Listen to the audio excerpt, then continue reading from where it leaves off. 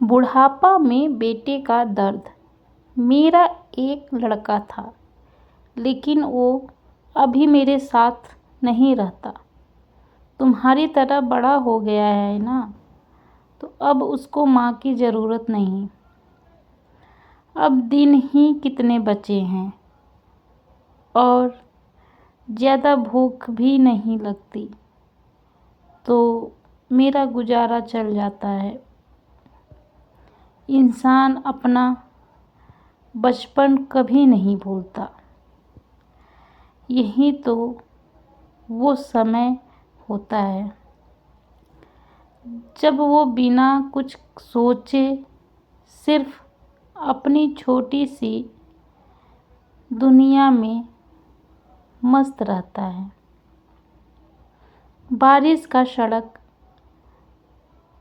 पर जमा पानी काफ़ी होता है हमारे मन को लुभाने के लिए। छोटी छोटी बातों में बड़ी खुशी मिलती है। ऐसी कई बातें होती हैं बचपन की जो हमारे मन में बसी रहती हैं। उम्र भर पेड़ पर से गिरना, साइकिल का टायर पूरे मोहल्ले में घुमाना, किसी की डांट खाना, स्कूल टीचर, गली मोहल्ले सब बसा रहता है। मैंने 7वीं तक पढ़ाई एक गांव में की। पिताजी की सरकारी नौकरी थी। उसके बाद उनका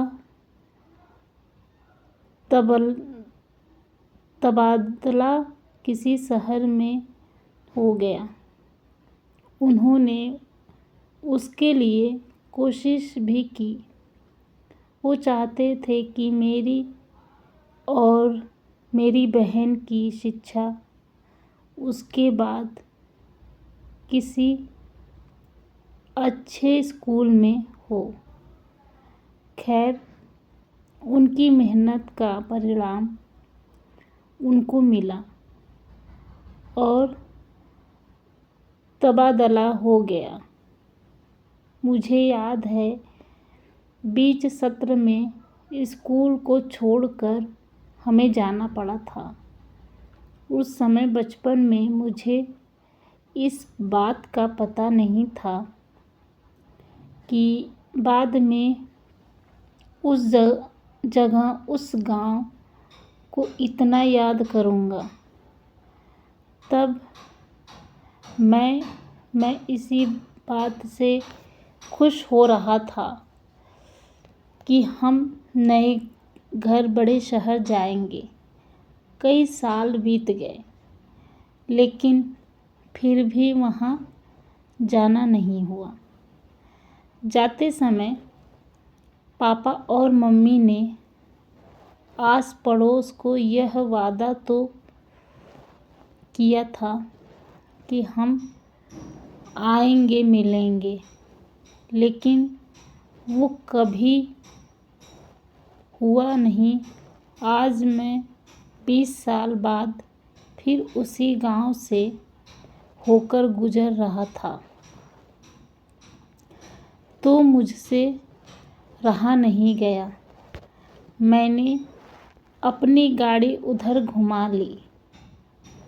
इन सड़कों पर मैं इतने साल बाद आया, लेकिन अभी भी मुझे लग रहा है जैसे यह मुझे जानती है और मैं इन्हें जैसे कि खुद ही खुश होकर रास्ता बता रही है, स्वागत कर रही हो। मुझे सबसे पहले अपना स्कूल देखने का मन किया, इसलिए मैं वहीं गया। स्कूल आज भी वैसा ही था। कई बार शायद सिर्फ रंगाई पुताई हुई होगी, लेकिन एक बाथरूम के अलावा नया कुछ भी नहीं बना। शायद थोड़ी देर में अपनी आँखों से स्कूल को देखता रहा। आधी छुट्टी के समय बच्चों को देखकर मुझे अपना बचपन याद आ गया। बच्चे को भीड़ स्कूल के गेट के बाहर जमा हुई। एक अम्मा अपना टोकरा लिए वहाँ बैठी थी। हमारे समय में भी यही होता था। हम लोग भी ऐसी ही जमा हो जाते थे।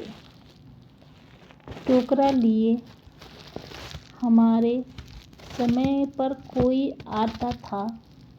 टोकरे में खट्टे मीठे बहुत सी तरह तरह की चीज़ होती थी। उन्हीं यादों को फिर से एक बार जीने के लिए मैंने भी उस अम्मा के टोकरे से कुछ लेने को सोचा।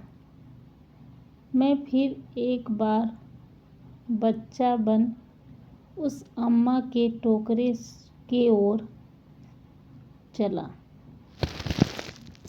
बच्चों के हाथों के बीच मैंने भी अपना हाथ उस अम्मा की ओर किया।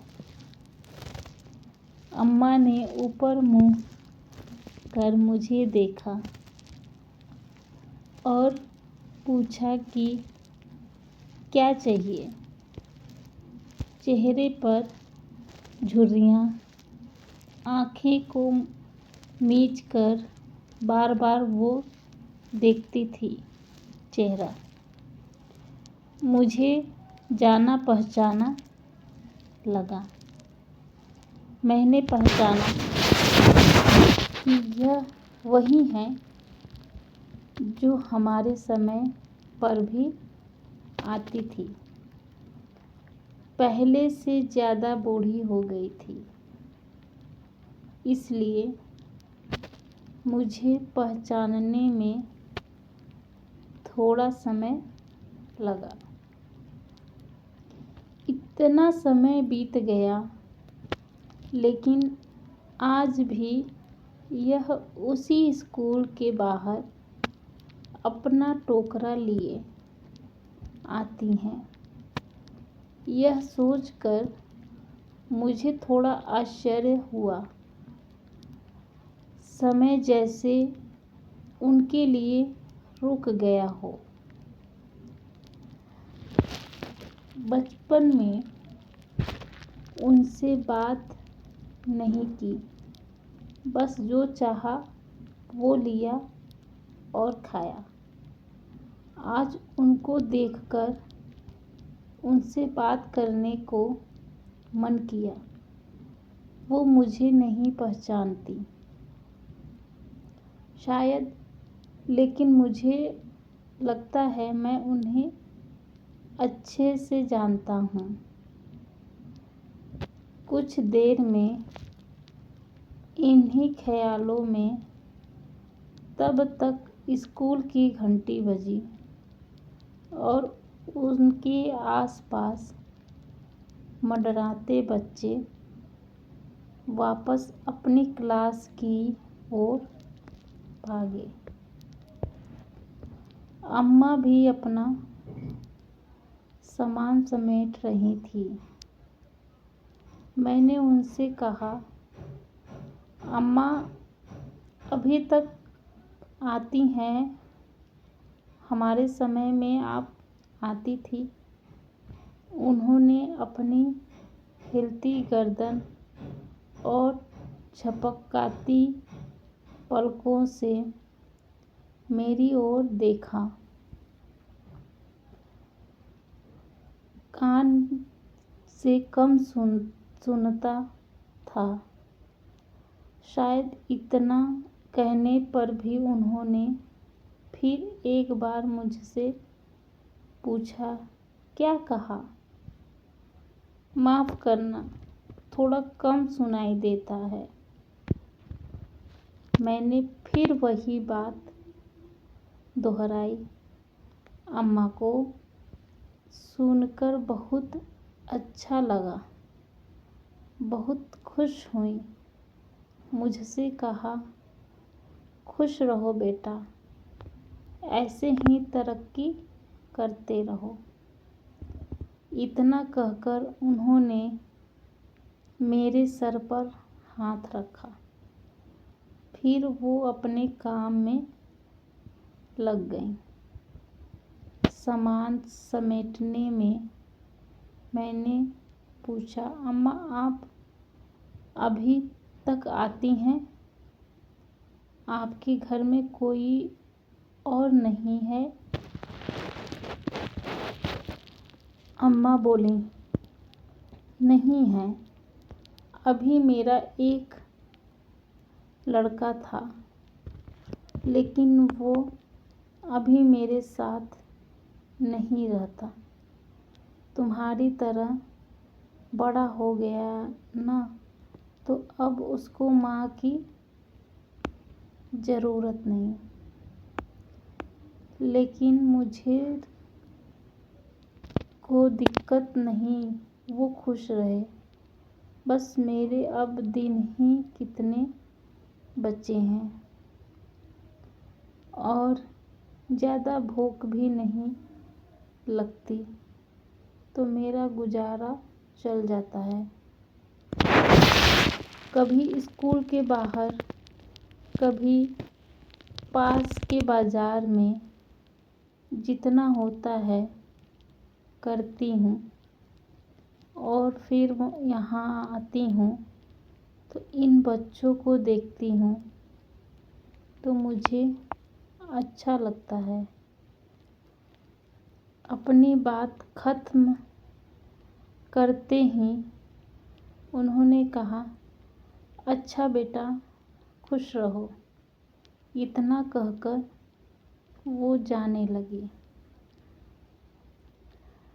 इस उम्र में उन्हें देखकर मुझे ऐसा लगा कि उन्हें कोई उम्मीद नहीं है, न ही किसी से कोई शिकायत हो।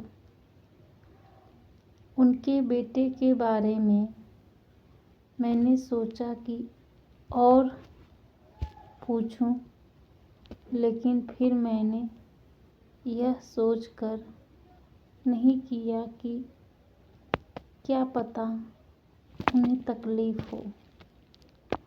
मैंने उन्हें रोका और उन्हें कुछ रुपए देना चाहा।